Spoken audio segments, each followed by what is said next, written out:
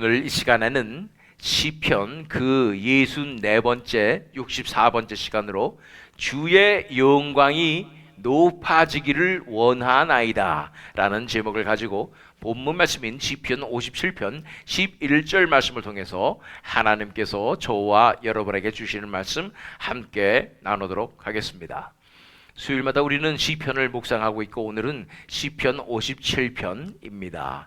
시편 57편의 표제가 이렇게 되어 있습니다. 다윗의 믹담, 인도자를 따라 알다스헷에 맞춘 노래. 다윗이 사울을 피하여 굴에 있던 때에 라고 되어 있습니다. 그래서 구체적으로 어떤 때에 이 시가 지어졌는지에 대해서 또한 말하고 있기 때문에 그 사건을 먼저 우리가 살펴보기를 원합니다.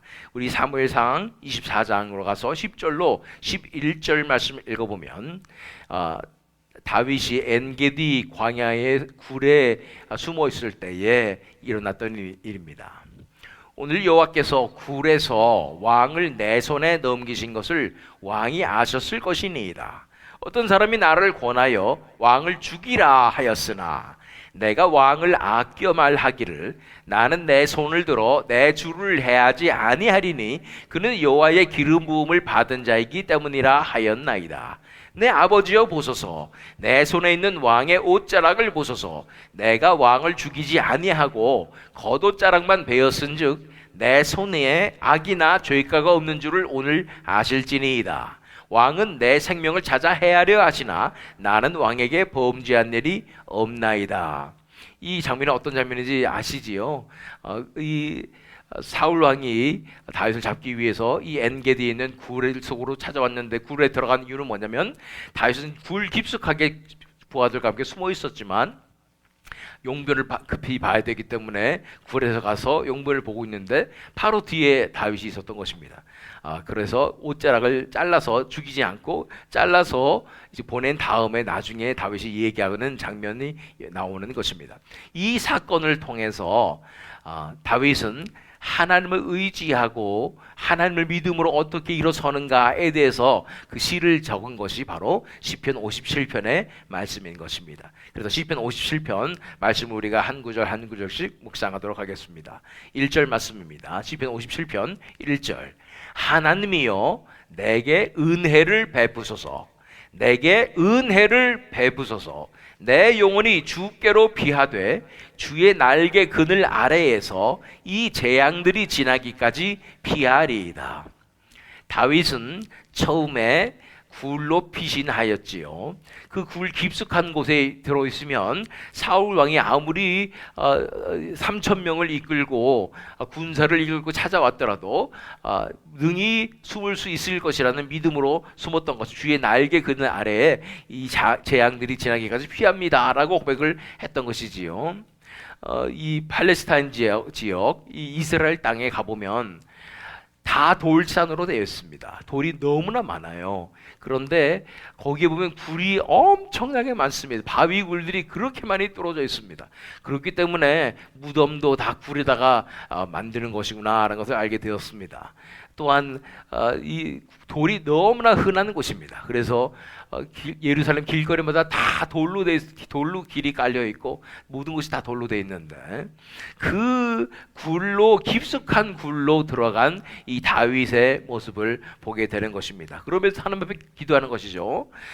육체적으로는 내가 굴 속에 숨었지만 이제 영적으로 하나님의 날개 밑에 내가 거하나이다. 내가 피하나이다. 나를 건져 주시옵소서. 이런 일촉즉발의 상황 가운데 절체절명의 위기 상황 가운데 나를 건져 주시옵소서라고 하나님 앞에 간구하는 모습인 것입니다.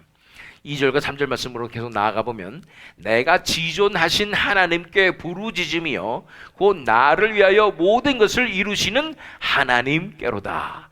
그가 하늘에서 보내사 나를 삼키려는 자의 비방에서 나를 구원하실지라 셀라. 하나님이 그의 인자와 진리를 보내시리로다. 그곳에서 하나님 앞에 부르짖습니다. 지존하신 하나님께 부르짖으며 나를 위하여 모든 것을 이루시는 하나님께 부르짖습니다. 하나님께서 나를 위해서 모든 것을 이루실 줄을 믿습니다. 그래서 나를 삼키려는 자의 비방에서 나를 구원하실 것일 줄 믿습니다. 나를 반역자라고 하고 나를 이 배반자라고 말하는 이 모함과 비방에서 나를 건져내 주시옵소서. 하나님이 그의 인자와 진리를 보내시리로다. 하나님께서 하늘로부터 이 인자와 진리를 보내셔서 나를 건져 주실 것이라고 말씀하는 것입니다. 그 억울한 상황 가운데 아무도 진리가 무엇인지 진실이 무엇인지 알 수 없는 상황 가운데 많은 추측과 오해가 난무하는 상황 가운데 어떻게 우리의 결백과 우리가 하나님 앞에서 올바른 상황에 있음을 증명할 수가 있겠습니까? 하나님께서 하늘로부터 인자와 진리를 보내주셔야 가능한 것입니다.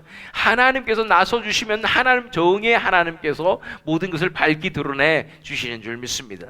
그런데 우리가 우리 스스로의 힘으로 변호하려고 하고 스스로 자신을 구원하려고 하는 것이 아니라 오직 하나님 앞에 부르짖을 때에 하나님께서 하늘로부터 이 인자와 진리를 반드시 보내주셔서 우리를 구원하여 주실 줄 믿습니다. 4절 말씀, 내 영혼이 사자들 가운데에서 살며 내가 불사르는 자들 중에 누웠으니 곧 사람의 아들들 중에라. 그들의 이는 창과 화살이요 그들의 혀는 날카로운 칼 같도다. 그래서 사람들이 공격하고 사람들이 권력을 가지고, 특별히 사울 왕 같은 경우는 최고의 권력을 가지고 있지 않습니까? 군사력도 가지고 있는 것입니다. 그런 사람이 나를 비방하고 모함해서 반역자라고 얘기하면서 사람들에게 다 신고하라고 하면서 제사장도 다 죽여버리면서 이러한 상황 가운데 다윗이 의지할 분은 하나님밖에 없어서 하나님 앞에 부르짖게 되는 것입니다. 6절 말씀 보면 그들이 내 걸음을 막으려고 그물을 준비하였으니 내 영혼이 억울하도다. 그들이 내 앞에 웅덩이를 팠으나 자기들이 그 중에 빠졌도다. 셀라. 그래서 3,000명이나 되는 대군을 거느리고 사울왕이 와가지고 이제는 포위해서 결코 빠져나갈 구석이 없다. 얼마나 다급했으면 다윗이 그 굴 속에 숨었겠습니까? 그래서 그들이 내 앞에 웅덩이를 팠으나 자기들이 그 중에 빠는 것을, 그 수많은 굴 중에 왜 하필이면 다윗이 있으면 그 굴로 숨어 들어가서 용변을 보냐고요. 이렇게 그들은 자신이 승리했다고 여겼지만 결국은 하나님의 손 안에 그렇게 패배할 수밖에 없는 상황 가운데로 이끌어졌던 것입니다. 다윗이 부르짖을 때, 하나님께서 다윗과 함께 하실 때, 하늘로부터 인자와 정의를 보내주실 때 이런 놀라운 기적의 역사가 일어나는 줄 믿습니다. 그래서 이 장면은 그래서 절체절명의 위기의 순간에 있었다는 것이죠. 사무엘상 24장으로 가서 2절부터 4절 말씀을 읽어보면 사울이 온 이스라엘에서 택한 사람 3,000명을 거느리고 다윗과 그의 사람들을 찾으러 들염소 바위로 갈새 길가 양의 우리에 이른즉 굴이 있는지라. 사울이 뒤를 보러 들어가네요. 용변을 보러 간단 말이죠. 다윗과 그의 사람들이 그 굴 깊은 곳에 있더니 다윗의 사람들이 이르되 보소서 여호와께서 당신에게 이르시기를 내가 원수를 네 손에 넘기리니 네 생각에 좋은 대로 그에게 행하라 하시더니 이것이 그날 일이다 하니 다윗이 일어나서 사울의 겉옷자락을 가만히 베니라. 이제 이런 만큼 완벽한 타이밍은 없지 않습니까? 다윗의 신하들이 얘기하는 거죠. 뒤에서 얼마나 귓속말로 얘기했을까요? 보세요, 드디어 이 날이 왔습니다. 원수를 갚을 수 있는 하나님께서 이제 네 손에 맡기노라 하는 그날이 바로 온 것입니다. 이러면서 어떻게 할까요? 그랬을 때 다윗이 아무 말도 하지 않고 가서 사울의 겉옷자락을 가만히 베는 상황이 발생하는 것입니다.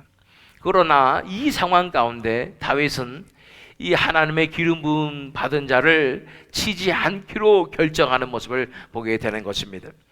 그래서 우리 뒤에 시편 7 말씀 계속 돌아가서 57편 7절로 8절 말씀 이제 읽어보면 갑자기 이렇게 고백합니다. 하나님이여 내 마음이 확정되었고 내 마음이 확정되었사오니 내가 노래하고 내가 찬송하리이다. 내 영광아 깰지어다. 비파야 수금아 깰지어다. 내가 새벽을 깨우리로다. 갑자기 이러한 찬양을 부르는 이유가 무엇일까요? 이 찬양은 복음성가로도 굉장히 많이 만들어진 찬양입니다. 여기서도 하나, 둘, 한 3개 정도 복음성가가 나올 수 있습니다. 내 마음이 확정되고 내 마음이 확정되었사네. 이것은 뭐냐면 흔들리지 않는 확고한 신념으로 확정되었다고, 결단을 내렸다고 말하고 있는 것입니다. 내 마음을 확정하는 것이 중요합니다. 먼저 우리는 자유의지를 빼앗긴 존재들이었지요. 그래서 우리 스스로 하나님을 택할 수도 없고 결단을 내릴 수도 없는 사람들이었지만, 예수 그리스도의 십자가의 놀라운 은혜와 하나님께서 베푸신 은혜로 우리 눈이 열려서 진리를 보게 하시고, 그래서 우리 마음 가운데 있는 자유의지가 회복되어서 우리는 선택할 수가 있다는 것입니다. 이 자유의지를 가지고 우리는 결단을 내려야 하고 선택을 해야 합니다. 그것은 악한 것들, 세상의 것들을 내가 따르지 않겠습니다. 그들이 나를 더 이상 조종할 수 없습니다. 내 마음이 확정되었사오니 나는 이제 하나님께 순종하며 하나님을 찬양하겠습니다. 예배자로 서겠습니다. 하나님만을 의지하겠습니다 라는 확고한 결단을 내리게 되는 것입니다. 여기에서 다윗이 내리는 결단은 무엇이었을까요? 그 결단은 결코 하나님의 기름 부으신 자를 내 손으로 치지 않겠다는 것입니다. 하나님을 의지하여 하나님의 때에 하나님께서 직접 하시도록 맡겨드리겠다는 그 결단인 것입니다. 내 마음이 확정되었습니다. 하나님을 믿습니다. 믿음으로 나아갑니다. 진정한 믿음을 선택합니다. 믿음으로 순종합니다라고 확정하는 것입니다. 그러면서 내 영광아 깰지어다 라고 표현했지만, 원어 성경의 표현으로 그 관용적인 상황을 봤을 때 내 영광이라는 것은 내 존재에 있는 깊숙한 이 존재를 얘기합니다. 그렇기 때문에 어떤 성경에서는 내 영혼아 깰지어다 이렇게 번역하는 것을 보게 되는 것입니다. 내가 영광이 있어서 내 영광아 깰지어다 라는 것이 아니라 내 존재 자체를 깨우는 것입니다. 그래서 내가 지금 정신 차려야 된다라는 것입니다. 지금 이 상황에서 눈이 뒤집히고 돌아가서 이 기회를 바라보며, 내가 이제 내 이 도망자 생활 끝날 수가 있고 원수를 갚을 수가 있고 내가 왕이 될 수 있고, 이 모든 욕심과 모든 이 급한 마음을 다 내려놓고 이제 내 존재야 이제 깨어나라. 나는 찬양하는 사람이고 예배하는 자다. 비파와 수금아 깰지어다. 내가 새벽을 깨우리로다. 어떤 분들은 이 내가 새벽을 깨우리다는 구절을 보고 그러니 한국교회 새벽 예배가 참 훌륭합니다라고 해석을 하고 적용을 하게 됩니다. 물론 그것이 틀린 것은 아니지만 문자적인 의미에서 봤을 때는 새벽부터 하나님을 찬양합니다라는 의미가 볼 수가 있겠습니다. 근데 여기서 중요한 것은 새벽이 나를 깨우는, 새벽에 내가 깨어나는 것이 아니라 내가 새벽을 깨우는 것이라는 것입니다. 특이한 표현이죠. 이것은 어떤 표현이냐면 새벽을 내가 열리라 라는 것입니다. 여명을 내가 열리라. 이 캄캄한 밤에 새벽을 내가 열어내리라 라는 것입니다. 확정하여서 그 캄캄한 현실 가운데 나는 하나님의 영광의 빛을 비춰내리라는 것입니다. 이제 이곳에 하나님의 나라의 여명이 동터오게 하리라, 하나님의 나라의 역사가 일어나게 하리라 하고 확정하는 것입니다. 이런 믿음의 고백으로 예배로 나아가게 될 때 우리에게 승리가 있는 줄 믿습니다. 그래서 하나님의 나라가 나의 이 믿음의 확정으로, 결단으로 이제 시작된다는 것입니다. 그 전까지 어둠의 현실이었습니다.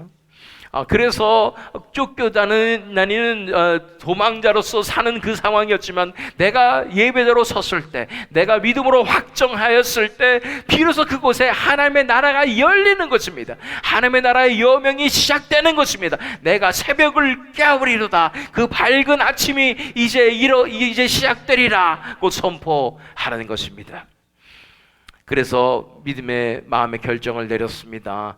사무엘상 24장 5절로 7절 말씀 읽어보면, 그리한 후에 사울의 옷자락 뱀으로 말미암아 다윗의 마음이 찔려 자기 사람들에게 이르되, 내가 손을 들어 여호와의 기름 부음을 받은 내 주를 치는 것은 여호와께서 금하시는 것이니 그는 여호와의 기름 부음을 받은 자가 됨이니라 하고, 다윗이 이 말로 자기 사람들을 금하여 사울을 해하지 못하게 하니라. 사울이 일어나 굴에서 나가 자기 길을 가니라. 이 상황 가운데 옷자락을 벤 순간까지도 다윗은 결정을 못 내렸던 거예요. 그런데 옷을 베는 순간에 성령님의 찔리게 하심의 역사가 딱 일어나면서 드디어 결정하는 거예요. 그 순간에 결정을 내리는 거예요. 내 인생 역전할 수 있는, 내 인생을 바꿀 수 있는 절호의 찬스가 임하였을 때 그 상황 가운데서 내가 그러나 확정되었으니 나는 하나님을 신뢰하겠노라고, 나는 하나님을 믿겠노라, 이 자리에 나는 세상적이고 인간적인 방법으로 하지 않냐고 하나님의 나라를 임하게 하는 새벽을 깨우는 결정을 내리겠다고 결단하며 이렇게 순종하며 나가는 것입니다. 기름 부음 받은 자를 손대지 않겠노라고 선포하는 것입니다. 그리고 살려보내 준 것입니다. 그러면서 9절과 10절 말씀 읽어보면 주여, 그러면서 찬양합니다. 내가 만민 중에서 주께 감사하오며 문 나라 중에서 주를 찬송하리이다. 무릇 주의 인자는 커서 하늘에 미치고 주의 진리는 궁창에 이르나이다. 또 다른 찬양이 또 나왔습니다. 다른 찬양, 이 찬양 아시죠?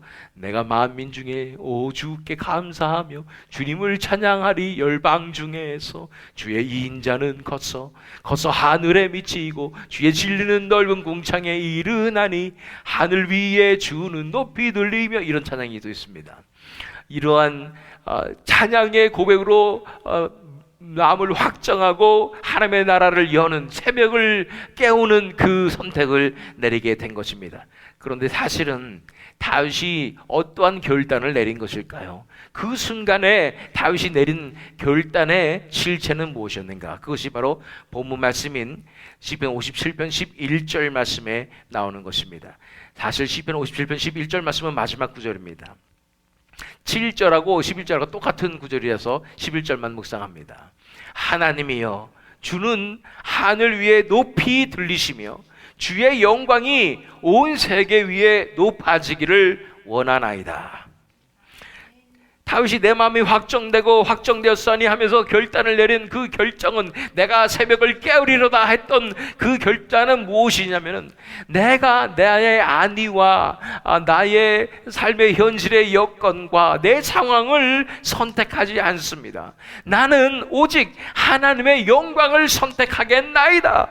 내 삶에 어떤 일이 벌어지셔도 저는 상관없습니다. 내가 오직 선택할 것은 하나님의 영광이 온 땅 가운데 드러나는 것을 나는 선택하겠나이다 라고 선포하는 것입니다. 내 마음이 확정되었으니 나는 이 상황 가운데서 오직 하나님의 영광을 선포하는 것을 선택합니다. 하나님이여, 주는 하늘 위에 높이 들리시며 주의 영광이 온 세계 위에 높아지기를 원하나이다.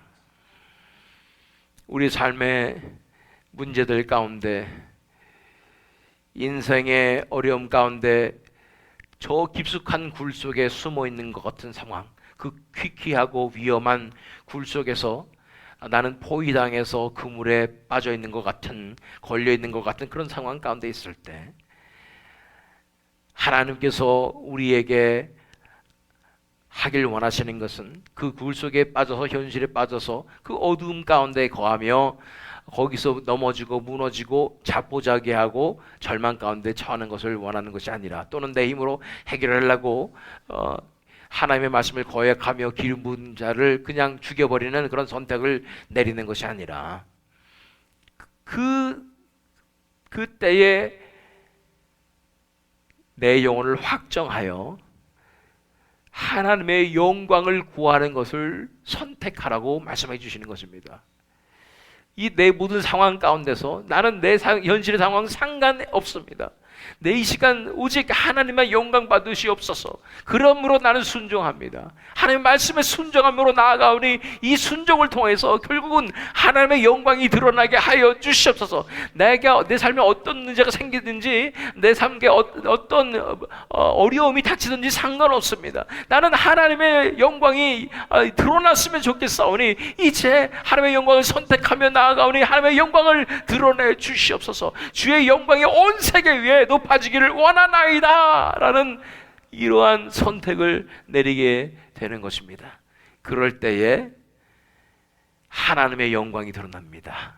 그럴 때에 하나님의 위대하심이 나를 통해서 드러나게 되는 것입니다. 그것이 우리의 창조의 목적이고 가장 큰 영예인 줄 믿습니다. 나를 통해서 하나님의 영광이 드러나는 것이 우리 인간이 살면서 겪을 수 있는 가장 큰 영예임을 믿습니다. 자, 어떻게 되었습니까? 사무엘상 24장 16절로 18절 말씀입니다. 다윗이 사울에게 이같이 말하기를 마침에 사울이 이르되 내 아들 다윗아 이것이 네 목소리냐 하고 소리를 높이 울며 다윗에게 이르되 나는 너를 학대하되 너는 나를 선대하니 너는 나보다 의롭도다. 네가 나 선대한 것을 오늘 나타냈나니 여호와께서 나를 네 손에 넘기셨으나 네가 나를 죽이지 아니하였도다. 사울이 이런 존재인가요? 아니죠. 악령에 사로잡혀가지고 어떻게 하면은 창으로 다윗을 벽에 박을까라고 고민하는 이 사람이 그렇게 다윗이 한번 살려줬다고 그게 뭘 대수예요. 별것도 아닌 거 가지고. 그러나 그 가운데 무엇이 변했습니까? 갑자기 하나님의 역사가 일어나며 은혜가 임하고 성령의 역사가 나타나는 것입니다. 그러자 그가 이 현실을 바라보게 되며 지금은 얼마나 이것이 큰 일인지를 깨닫게 되는 역사가, 하나님께서 역사하시는 하나님의 영광이 드러나며 하나님의 역사가 일어나는 기적이 일어나는 것입니다. 이렇게 하나님의 영광이 드러나게 될 때에 그때 이 상황이 바로 잡히는 것을 보게 됩니다. 그때에 다윗의 억울함이 풀리는 것이 또 하나님의 놀라운 은혜로 부어지는 것을 바라보게 되는 것입니다. 다윗은 하나님의 영광을 구했고 정말로 하나님의 영광이 선포되었고 하나님의 영광이 드러났는데도 불구하고 그와 동시에 다윗의 현실의 상황 가운데 있는 억울함과 그 문제들이 해결되는 역사가 일어나는 것입니다. 내 아들 다윗아 이것이 내 목소리다. 갑자기 사랑해요. 아들이래요. 이것이 기적이 아니고 무엇입니까? 그렇게 악령 심했던 그 사울이 변하여서 다윗을 사랑하는 마음이 일어나기 시작하는 것입니다. 나는 너를 학대하되 자신을 고백하잖아요. 사람이 제일 하기 힘든 게 이런 거예요. 자기 행동을 정당화하기 위해서 나는 쟤는 배신자고 나를 반역했어 라고 그렇게 자기 스스로도 믿으려고 하는 그런 상황 가운데 나는 너를 학대하였노라고 스스로 고백하잖아요. 너는 나를 선대하니 너는 나보다 의롭다. 어떻게 이런 고백을 사울왕이 할 수 있을까요? 하나님의 은혜가 부어지는 것입니다. 하나님의 진정한 기적의 역사가 일어나는 것입니다. 여호와께서 나를 네 손에 넘기셨으나 네가 나를 죽이지 아니하도다. 그는 하늘을 바라보고 하나님을 바라봅니다. 지금 하나님의 놀라운 은혜가 내게 부어진 것이구나 라는 걸 깨닫게 된다는 것이죠. 나아가서 19절로 21절 말씀 보면 사람이 그의 원수를 만나면 그를 평안히 가게 하겠느냐? 네가 오늘 내게 행한 일로 말미암아 여호와께서 네게 손으로 갚으시기를 원하노라. 보라 나는 네가 반드시 왕이 될 것을 알고 이스라엘 나라가 네 손에 견고히 설 것을 아노니. 무슨 선지자예요? 갑자기 사울이 성령 충만해져 가지고 선포를 하는 거예요. 자기가 왕이면서 다윗이 왕 될 거를 알고 있다고 이제 고백하는 거예요. 그런즉 너는 내 손을 끊지 아니하며 내 후손을 끊지 아니하며 내 아버지 집에서 내 이름을 멸하지 아니할 것을 이제 여호와의 이름으로 내게 맹세하라 하니라. 그러니 네가 반드시 왕이 될 것이기 때문에 한 가지만 해다오. 내 이 후손을 다 죽여버리지 말았으면 좋겠다라고 부탁을 하게 되는 것입니다. 무엇이 벌어졌습니까? 하나님의 영광이 선포되고 하나님의 이름이 높임받는 역사가 일어나는 것입니다. 누가 하나님의 종이었는지가, 누가 의인이었는지가 드러나는 것입니다. 그러면서 하나님의 역사가 선포되며 이제 다윗이 하나님께서 기름 부으신 왕이라는 것이 선포되는 거예요. 원수인 사울 왕의 입술을 통해서 선포되는 놀라운 기적과 영광이 드러나게 되는 것입니다. 이것이 우리가 내 영혼이 확정되고 확정되었으니 라면서 하나님의 영광을 선택했을 때 우리 삶에 진정으로 주어지는 은혜이고 기적인 줄로 믿습니다. 무엇을 선택하시겠습니까? 내 삶의 급급한 문제들을 해결하는 것을 선택하겠습니까? 아니면 그 절망 가운데 그냥 빠져서 자포자기하고 포기하는 것을 선택하시겠습니까? 아닙니다. 내 영혼이 확정되고 확정되었으니 나는 하나님의 영광을 선택합니다 라고 나왔을 때 진정으로 우리를 건지시고 구원하시는 역사, 그뿐 아니라 우리를 통하여 하나님의 영광이 드러나고 기적의 역사, 부흥의 역사, 성령의 놀라운 역사가 일어나는 우리의 삶이 될 줄로 믿습니다. 이런 삶으로 나아가서 하나님께 영광 돌리시는 저 여러분 되시기를, 또한 이 새믿음 장로교회 되기를 예수 그리스도의 이름으로 축원합니다.